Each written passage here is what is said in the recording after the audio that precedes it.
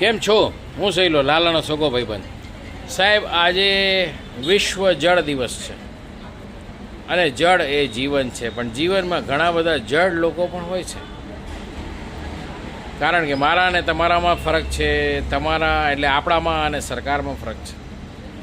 તો સાહેબ, જળ એ જીવન છે, પણ જડ લોકો જે છે એ આપણી જીવનની ધૂળ ધાણી કરી દે છે. વ્યાકરણમાં એટલે કે વર્ડિંગમાં થોડોક જ ફરક છે, પણ એનો તફાવત જિંદગીમાં બહુ બધું કામ કરી જાય છે. સાહેબ, પાણી દરેક જગ્યાએ અત્યારે ચાલે, દરેક વ્યક્તિને જોઈએ, દરેક જીવોને જોઈએ. પાણી વગર કોઈ રહી શકતું નથી. એટલે હવા અને પાણી એ આપણા માટે અગત્યની વસ્તુ છે. ખોરાક તો પછી ગમે તે રીતે મળી શકે છે.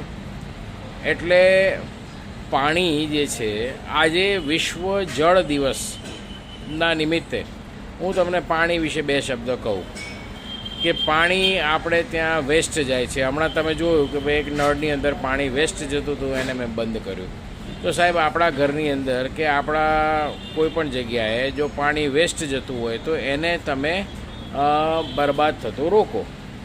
બીજી વસ્તુ કે સાથે સાથે પ્રશાસને પણ જોવું જોઈએ કે જો પાણી એમનેમ જ જો વહેંચી જતું હોય તો એને દરેકના ઘરમાં ઉપયોગમાં આવે, અથવા તો પીવાના ઉપયોગમાં આવે, અથવા તો વાપરવાના ઉપયોગમાં આવે, એ રીતેની વ્યવસ્થા કરવી જોઈએ. વિશ્વ જળ દિવસના દિવસે જ એક નોટિસ આવી છે કે ઝોન 1 અને ઝોન 2માં અલગ અલગ ટાઈમિંગ પ્રમાણે પાણીનું ડિસ્ટ્રીબ્યુશન થશે. એટલે કંઈક એ લોકોએ નવું પણ કર્યું છે. પણ મારો વિચાર અને મારી એક જ રજૂઆત છે કે ચોમાસાના 4 મહિના માટે દિવસમાં 2 ટાઈમ પાણી આપવું ખૂબ જ જરૂરી છે, જેનાથી પાણી વેસ્ટ જતું અટકશે અને એની જગ્યાએ એ પાણી જે લોકો પોતાના ઘરની અંદર કૂવાઓ રાખેલા છે એ કૂવાઓમાંથી એ પાણી નહીં કાઢે તો એનું જળસ્તર એવું ને એવું રહેશે ને ઊંચું રહેશે અને એ લોકોને લાઇટનો પણ ફાયદો થશે. તો સાહેબ, આજનો જે દિવસ છે વિશ્વ જળ દિવસ, આપણે સૌ એને ઉજવીએ, પાણીનો બચત કરીએ અને તો પાણી આપણને બચાવશે.